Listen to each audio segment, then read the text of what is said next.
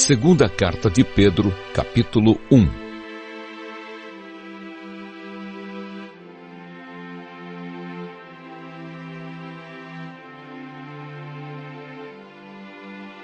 Saudação. Eu, Simão Pedro, servo e apóstolo de Jesus Cristo, escrevo esta carta a vocês que, por causa da bondade do nosso Deus e Salvador Jesus Cristo, receberam uma fé tão preciosa como a nossa. Que a graça e a paz estejam com vocês e aumentem cada vez mais por meio do conhecimento que vocês têm de Deus e de Jesus, o nosso Senhor. Deus chama e escolhe. O poder de Deus nos tem dado tudo o que precisamos para viver uma vida que agrada a Ele, por meio do conhecimento que temos daquele que nos chamou para tomar parte na sua própria glória e bondade. Desse modo, Ele nos tem dado os maravilhosos e preciosos dons que prometeu. Ele fez isso para que, por meio desses dons, nós escapássemos da imoralidade que os maus desejos trouxeram a este mundo e pudéssemos tomar parte na sua natureza divina. Por isso mesmo, façam todo o possível para juntar a bondade à fé que vocês têm. À bondade juntem o conhecimento, e ao conhecimento o domínio próprio. Ao domínio próprio juntem a perseverança, e à perseverança a devoção a Deus. A essa devoção juntem a amizade cristã, e à amizade cristã juntem o amor, pois são essas as qualidades que vocês precisam ter. Se vocês as tiverem e fizerem com que elas aumentem, serão cada vez mais ativos e produzirão muita coisa boa como resultado do conhecimento que vocês têm do nosso Senhor Jesus Cristo. Mas quem não tem essas coisas é como um cego ou como alguém que enxerga pouco e esqueceu que foi purificado dos seus pecados passados. Portanto, meus irmãos, procurem ficar cada vez mais firmes, na certeza de que Deus os chamou e escolheu. Se vocês fizerem isso, jamais abandonarão a fé e assim receberão todo o direito de entrar no reino eterno do nosso Senhor e Salvador Jesus Cristo. Por isso farei sempre com que vocês lembrem dessas coisas, embora já as conheçam e estejam firmes na verdade que receberam. Penso que, enquanto eu viver, é justo que faça com que vocês lembrem dessas coisas, pois sei que logo terei de deixar este corpo mortal, como o nosso Senhor Jesus Cristo me disse claramente. Portanto, farei tudo o que puder para que depois da minha morte, vocês lembrem sempre dessas coisas. Testemunhas da glória de Cristo.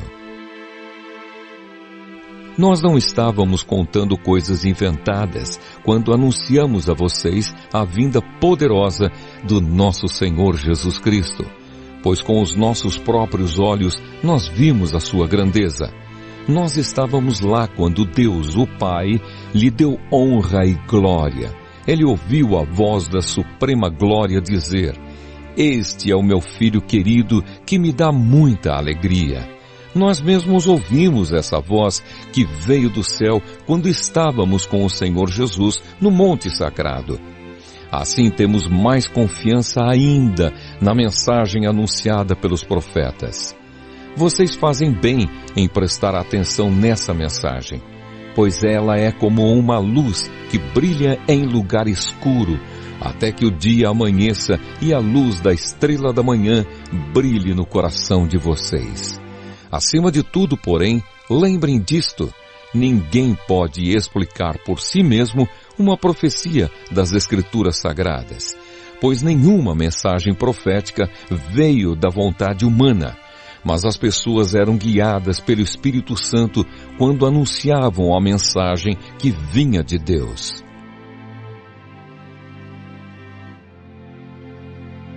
Segunda Carta de Pedro, capítulo 2. Os falsos mestres. No passado apareceram falsos profetas no meio do povo, e assim também vão aparecer falsos mestres entre vocês. Eles ensinarão doutrinas destruidoras e falsas, e rejeitarão o mestre que os salvou. E isso fará com que caia sobre eles uma rápida destruição. Mesmo assim, muita gente vai imitar a vida imoral deles, e por causa desses falsos mestres, muitas pessoas vão falar mal do caminho da verdade. Em sua ambição pelo dinheiro, esses falsos mestres vão explorar vocês contando histórias inventadas. Mas faz muito tempo que o juiz está alerta e o destruidor deles está bem acordado. Pois Deus não deixou escapar os anjos que pecaram, mas os jogou no inferno e os deixou presos com correntes na escuridão, esperando o dia do julgamento. Deus não deixou escapar o mundo antigo, mas trouxe o dilúvio sobre o mundo dos que não queriam saber de Deus. A única pessoa que ele salvou foi Noé, que anunciou que todos deviam obedecer a Deus. E Deus também salvou mais outras 7 pessoas. Deus condenou as cidades de Sodoma e Gomorra, destruindo-as com fogo, como exemplo do que vai acontecer com os que não querem saber dele. Ele salvou Ló, um homem bom, que estava aflito porque conhecia a vida daquela gente imoral. Todos os dias, esse homem bom, que vivia entre eles, ficava muito agoniado ao ver e ouvir as coisas más que aquela gente fazia.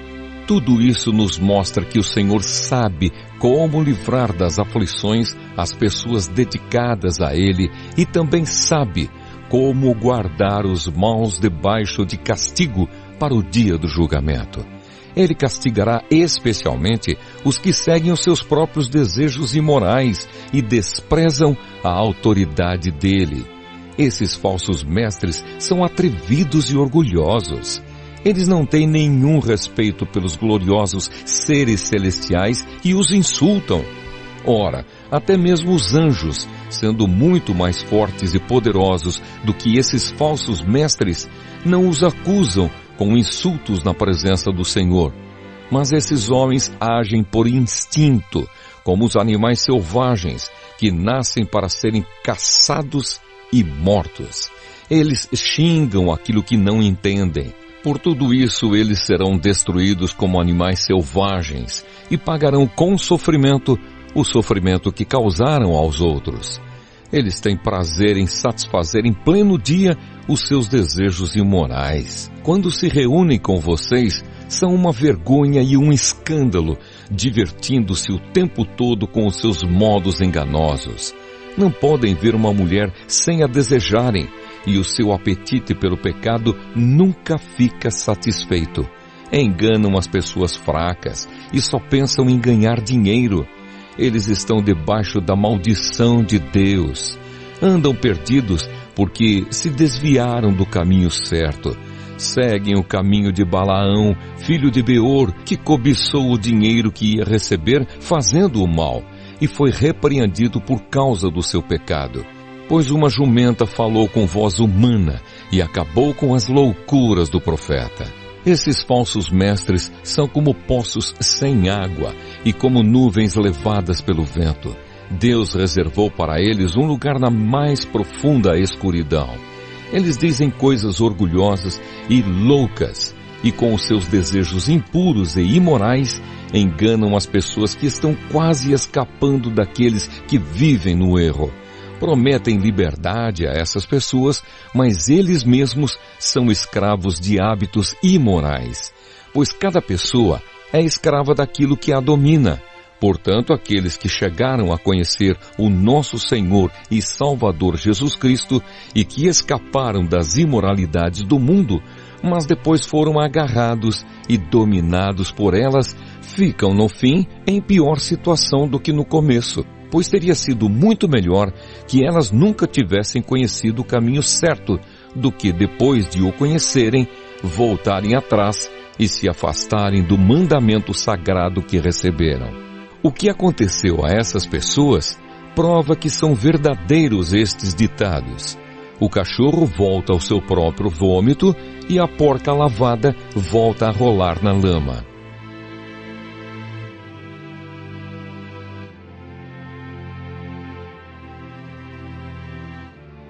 Segunda carta de Pedro, capítulo 3. O dia do Senhor. Meus queridos amigos, esta é a segunda carta que estou escrevendo a vocês. Nessas duas cartas, procuro despertar pensamentos puros na mente de vocês, fazendo com que lembrem dessas coisas. Quero que lembrem das palavras ditas há muito tempo pelos santos profetas e do mandamento do nosso Senhor e Salvador que foi dado a vocês por meio dos apóstolos que anunciaram o Evangelho a vocês. Primeiro vocês precisam saber que nos últimos dias vão aparecer homens dominados pelas suas próprias paixões. Eles vão zombar de vocês dizendo: ele prometeu vir, não foi? Onde está ele? Os nossos pais morreram e tudo continua do mesmo jeito que era desde a criação do mundo. Esses zombadores esquecem de propósito que há muito tempo Deus deu uma ordem e os céus e a terra foram criados. Esquecem que a terra foi formada da água e no meio da água, e também que pela água do dilúvio o mundo antigo foi destruído. Mas os céus e a terra que agora existem estão sendo guardados pela mesma ordem de Deus, a fim de serem destruídos pelo fogo. Estão sendo guardados para o dia do julgamento e da destruição dos que não querem saber de Deus. Meus queridos amigos, não esqueçam isto. Para o Senhor um dia é como 1000 anos, e 1000 anos como um dia. O Senhor não demora a fazer o que prometeu, como alguns pensam. Pelo contrário, Ele tem paciência com vocês porque não quer que ninguém seja destruído, mas deseja que todos se arrependam dos seus pecados. Porém, o dia do Senhor chegará como um ladrão. Naquele dia, os céus vão desaparecer com um barulho espantoso e tudo o que há no universo será queimado. A terra e tudo o que existe nela vão sumir, esperando a vinda do dia de Deus. Sabendo que tudo isso vai ser destruído assim, então que tipo de gente vocês precisam ser? A vida de vocês deve ser agradável a Deus e dedicada a Ele. Esperem a vinda do dia de Deus e façam o possível para que venha logo. Naquele dia, os céus serão destruídos com fogo e tudo o que há no universo ficará derretido. Porém, Deus prometeu e nós estamos esperando um novo céu e uma nova terra, onde tudo será feito de acordo com a vontade dEle. Por isso, meus amigos, enquanto vocês esperam aquele dia, façam o possível para estar em paz com Deus, sem mancha e sem culpa diante dEle. Lembrem que a paciência do nosso Senhor é uma oportunidade para vocês serem salvos. Pois o nosso querido irmão Paulo, com a sabedoria que Deus lhe deu, escreveu a vocês sobre esse assunto. E foi isso mesmo que ele disse em todas as suas cartas quando escreveu a respeito disso. Nas cartas dele há algumas coisas difíceis de entender, que os ignorantes e os fracos na fé explicam de maneira errada, como fazem também com outras partes das Escrituras Sagradas. E assim, eles causam a sua própria destruição. Mas vocês, meus amigos, já sabem disso. Portanto, tomem cuidado para não serem levados pelos erros de pessoas imorais e para não caírem da sua posição segura. Porém, continuem a crescer na graça e no conhecimento do nosso Senhor e Salvador Jesus Cristo. Glória a Ele, agora e para sempre. Amém.